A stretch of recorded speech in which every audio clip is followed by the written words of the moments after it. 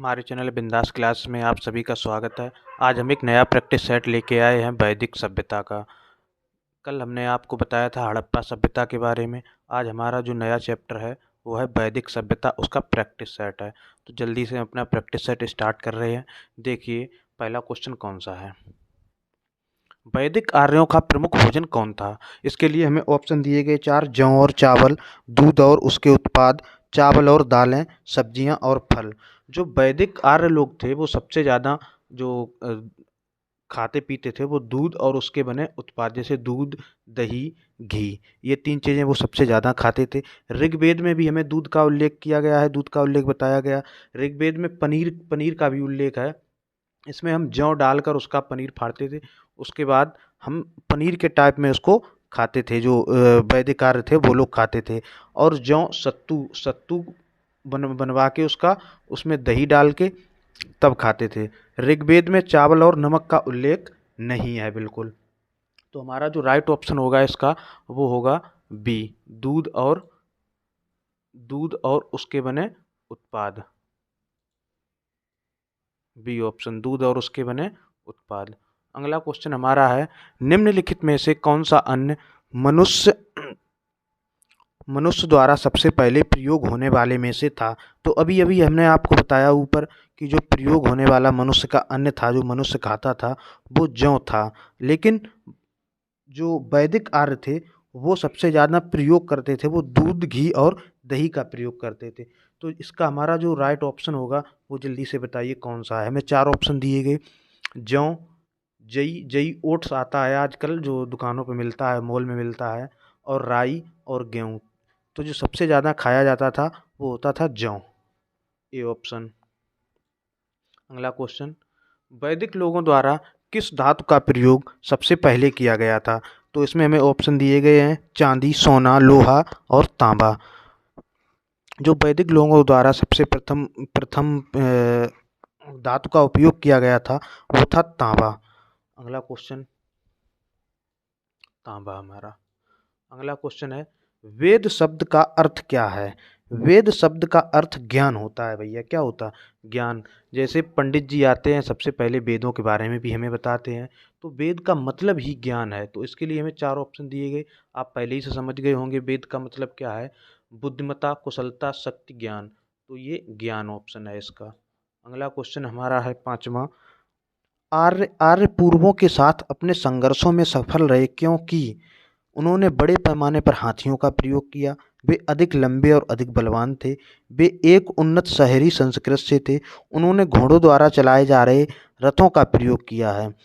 तो इसका right option जल्दी से बताइए क्या होगा। जो आर्य थे या आर्य के पूर्वज थे, उन्होंने क्या किया था? उन्होंने घोड़ों द्वारा चलाए जा रहे रथों का प्रयोग किया था। जो हमारा डी ऑप्शन है, घोड़ों द्वारा चलाए जा रहे रथों का प्रयोग किया, डी ऑप्शन ये हमारा करेक्ट ऑप्शन हो जाएगा।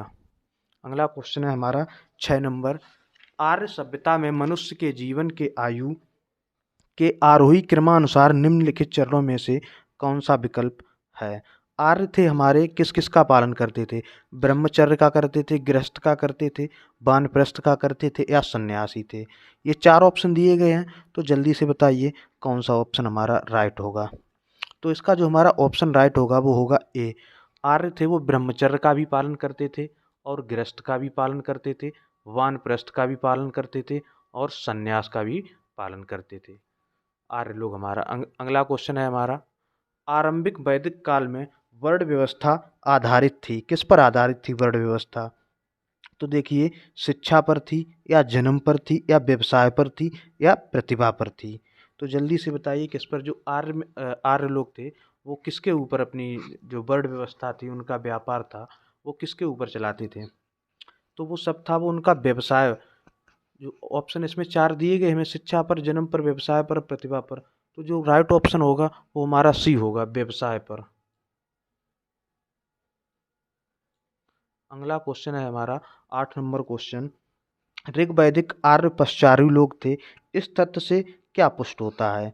ऋग्वेद में गाय के अनेक संदर्भ हैं, अधिकांश युद्ध गायों के लिए लड़े गए थे, पुरोहितों को दिए जाने वाले उपहार प्रायः गायें होती थीं, ना कि जमीन, और उपर्युक्त सभी।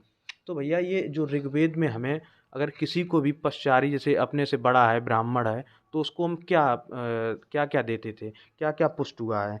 तो इसके लिए जो उपयुक्त सभी ऑप्शन है, ऋग्वेद में गाय के अनेक संदर्भ भी हैं, यहीं से हम अपनी गाय को माता बोलते हैं, गाय को रोटी देते हैं।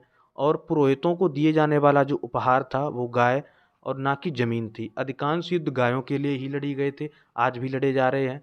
ऋग्वेद में गाय के अनेक संदर्भ थे। जो हमारा राइट ऑप्शन होगा वो होगा D.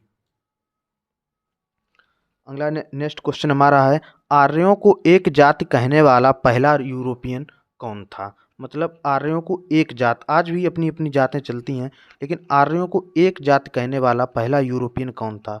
Sir William Jones, H बिलेंस, मैक्स मैक्स मूलर, और अगला ऑप्शन है हमारा जनरल कनिंघम। तो जल्दी से बताइए कौन सा हमारा राइट ऑप्शन होगा इसका। तो हमारा इसका राइट ऑप्शन होगा मैक्स मूलर। ये एक यूरोपियन व्यक्ति था, इसने ये कहा कि आर्य एक जात के ही हैं। तो ये सबसे पहले पुष्टि किसने की, मैक्स मूलर ने। अगला क्वेश्चन हमारा है 10वां क्वेश्चन, आर्यन जनजातियों की प्राचीनतम बस्तियां कहाँ हैं। मतलब जो आर्य लोग रहते हैं उनकी प्राचीनतम सबसे पुरानी बस्तियां किस जगह पे हैं। ये हमारी सिंधु नदी के क्षेत्र के स्थापित में पहले की गई थी। मतलब सिंधु नदी के जो क्षेत्र है उसके आसपास स्थापित किया गया था। तो ये हमारा सप्त सिंधु आज बोला जाता। इसके भी हमें 4 ऑप्शन दिए गए हैं, उत्तर प्रदेश, बंगाल, दिल्ली और सप्त सिंधु। जो इसका हमारा राइट ऑप्शन होगा वो होगा सप्त सिंधु। नेक्स्ट क्वेश्चन है हमारा 11 नंबर, निम्नलिखित में से कौन सी जनजातीय सभा सामान्य रूप से जनजातीय सरदार मुखिया के चुनाव में शामिल होती थी। मतलब जो कहीं भी आर्य जा रहे हैं तो एक साथ इकट्ठे मुखिया के तौर पर कौन सी जाति सम्मिलित होती थी। तो इसके लिए हमें ऑप्शन दिए गए समिति, सभा, गण और विधाता। तो इसका जो राइट ऑप्शन होगा वो होगा ए, समिति बनती थी, उसका मुखिया होता था। जैसे आज अध्यक्ष बनते हैं उसी प्रकार मुखिया बनाया जाता था उसमें। अगला क्वेश्चन हमारा है 12 नंबर, वैदिक युग में राजा अपनी जनता से जो कर वसूल करते थे उसे क्या कहते थे। आज भी हमारी जीएसटी चल रही है और भी कर लिए जाते हैं, टैक्स लिए जाते। इसी तरीके से वैदिक युग में जो राजा होता था वो अपनी जनता से क्या वसूलता था। इसके लिए ऑप्शन दिए गए हैं हमें, वली, विदथ, वर्मन या फिर कर। तो जो हमारा राइट ऑप्शन यहाँ पर होगा वो होगा ए, बलि। नेक्स्ट क्वेश्चन, प्रसिद्ध गायत्री मंत्र कहाँ से लिया गया है। देखिए बहुत इंपॉर्टेंट क्वेश्चन है, प्रसिद्ध गायत्री मंत्र कहाँ से लिया गया, जो हम लोग गाते हैं ओम भूर्भुवः स्वः। तो जो ऑप्शन दिए गए हैं यजुर्वेद, अथर्ववेद, ऋग्वेद, सामवेद। तो हमारा जो गायत्री मंत्र लिया गया है उसका राइट ऑप्शन होगा ऋग्वेद, डी। ये हमें ऋग्वेद तृतीय मंडल से लिया गया है। जो ऋग्वेद का तृतीय मंडल है वहाँ से लिया गया है। ये मंत्र है, ये जो गायत्री मंत्र है ये हम हमेशा सूर्य देव के लिए उपयोग करते हैं या उसको नमन करते हैं या गाते हैं, जो गायत्री मंत्र है। तो हमारा जो नेक्स्ट क्वेश्चन है, अगला क्वेश्चन 14 नंबर है, भारतीय प्रतीक पर उत्कीर्ण सत्यमेव जयते कहाँ से लिया गया है। मतलब जो हमारा चिन्ह है भारतीय, जब सिक्का के ऊपर, 1 रुपए के सिक्के के ऊपर होता है बना होता, वो चिन्ह कहाँ से लिया गया है। ऋग्वेद से या फिर मत्स्य पुराण से या भगवत गीता से या फिर मुंडकोपनिषद से। जो हमारा चिन्ह ये लिया गया है ये राज चिन्ह है भारतीय का, भारतीयों लोगों का, हम लोगों का राज चिन्ह है सत्यमेव जयते।